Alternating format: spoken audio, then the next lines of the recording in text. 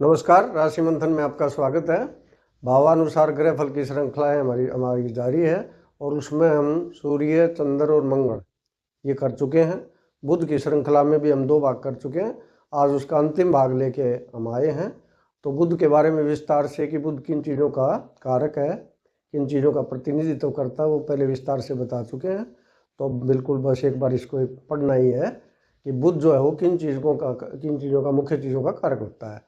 तो एक तो बुद्धि है और बुद्धि के साथ तर्क शक्ति है और जो हाजिर जवाबी है वो भी आती है। उसके बाद वाणी है हमारी, तो वाणी यानी ओजस्वी वक्ता हो सकता है व्यक्ति, और जो लेखन कला है वो भी इसी के अंतर्गत आती है कि अच्छा लेखक हो सकता है, अच्छा कवि हो सकता है, अच्छा नाटककार हो सकता है, वो संपादक हो सकता है।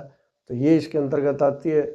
और उसके बाद जो है जो हमारे ये रिश्ते नाते हैं तो वो है मामा है, बहन बुआ बेटी है, बच्चे हैं छोटे बच्चे, और किन्नर भी जो है वो इस कैटेगरी में इसके अंतर्गत जो है वो आते हैं। और उसके बाद जो है हमारे शरीर के अंग हैं तो वहाँ आते हैं, तंत्रिका तंत्र है। और जैसे श्वास के लिए भी बताया था मैंने, जो श्वास नली है हमारी, क्योंकि वो तीसरे भाव के अंतर्गत आती है और तीसरे भाव का ये काल पुरुष कुंडली में स्वामी होता है। और हमारी जो त्वचा रोग हैं वो भी इसके अंतर्गत आती है। तो एक बार मोटा मोटा हम इसको पढ़ लेते हैं। तो ये भाई बुद्धि है, उसके साथ तर्क शक्ति और हाजिर जवाबी आ गई। वाणी है तो अभिव्यक्ति हर प्रकार से। लेखन है, उसमें संचार, प्रकाशन, संपादन। फिर व्यापार है, और जैसे शिक्षा में विशेषकर गणित है, और ज्योतिषी बड़े अच्छे बनते हैं जिनका बुद्ध अच्छा होता है, और वक्ता। और फिर ये हास्य व्यंग नाटक वगैरह जो हैं तो ये कलाकार भी होते हैं, खासकर हास्य व्यंग इसमें बड़े जो एक्सपर्ट होते हैं ये।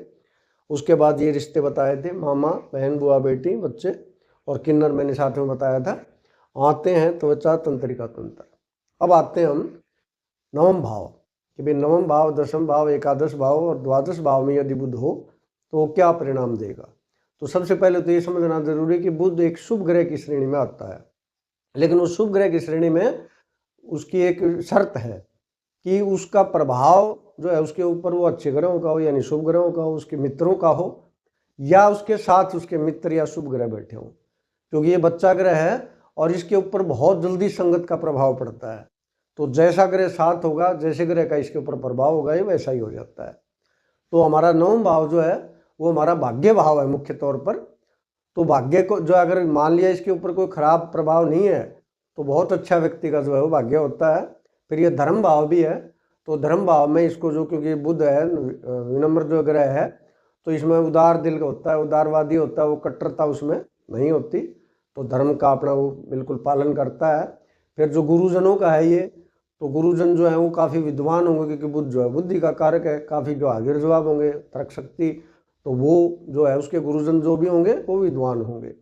उसके बाद जो ये है विदेश यात्रा का भी है, या दूर की पर्यटन यात्राएं जो है, जो तीर्थ यात्राएं वगैरह हैं उन वो भी इसके अंतर्गत आती हैं। तो ये बाहर की यात्राएं कर सकता है, पढ़ाई के सिलसिले में विशेषकर तो ज़्यादा गुंजाइश ही है कि उच्च शिक्षा जो है, क्योंकि उसका भी ये भाव है, तो उसके लिए विदेश की यात्राएं ये कर सकता है। तो मुख्य तौर पर अगर इसके ऊपर कोई दुष्प्रभाव नहीं है तो ये अच्छी किस्मत वाला जो है और अच्छे विचारों वाला, अच्छे धार्मिक जो है रुझान वाला जो है ये व्यक्ति होगा। अब आते हैं हम दशम भाव के ऊपर। तो दशम भाव हमारा जो है ये कर्म भाव है, और कर्म भाव में सभी कुछ आता है। विशेषकर जो है उसके जो व्यवसाय, बड़ा व्यवसाय, या कोई जो सरकारी नौकरी वो करता है और उच्च स्तर की नौकरी जो वो करता है, तो वो इसके अंतर्गत आती है। यानी उसके अंदर जो है वो अधिकार जो है हुक्म देने का जो है उसकी जो है हिसाब किताब हो, वो उसके पास अधिकार हो, सत्ता है, फिर जो है हमारा ये पदोन्नति है, ये भी इसके अंतर्गत आती है। और मान सम्मान तो है ही, तो दोनों चीज़ें भाई, मान सम्मान है तो अपमान भी साथ में होता है। तो यहाँ क्योंकि जो भी व्यवसाय ये करेगा तो वो उसमें बुद्धि का इस्तेमाल करेगा, और बुद्धि की इसमें कोई भी कमी नहीं होती। तो बहुत अच्छा जो है ये काम करता है। बस इसमें थोड़ी बहुत दिक्कत ये हो सकती है क्योंकि बुध जो है वो लचीला ग्रह है, तो व्यवसाय बदल सकता है वो। बाकी व्यवसाय में जिसमें भी हाथ डाल देगा उसमें वो जो है वो कामयाबी हासिल करेगा। तो ये काफ़ी जो है इसमें जो है कामयाबी वो जो हासिल करता है, नाम जो है वो हासिल करता है। हाँ, जो इसके व्यापार हैं वो अलग अलग प्रकार के हो सकते हैं। विशेषकर ये जो है व्यापार मैंने बताए हैं, नौकरियां मैंने बताई हैं, वो होने की जो है गुंजाइश ज़्यादा है। तो और जो व्यापार है उसके अलावा वो नौकरी अगर करेगा तो वो इन जो है से रिलेटेड नौकरी जो वो कर सकता है। इसमें मैंने बताया था जो वाणिज्य संकाय है तो चार्टर्ड अकाउंटेंट वगैरह है, इस प्रकार की नौकरियां जो भी वो कर सकता है। तो यहाँ काफ़ी जो है वो कामयाब होता है, काफ़ी नाम कमाता है वो। लेकिन शर्त वही है हमारी कि भाई उसके ऊपर प्रभाव जो है वो अच्छे ग्रहों का, उसके साथ अच्छे ग्रह हों। अब आते हैं 11वें भाव पर, एकादश भाव के ऊपर। तो एकादश भाव हमारा जो है वो आय का भाव है, यानी हमारी आय जो है वो कितनी होगी।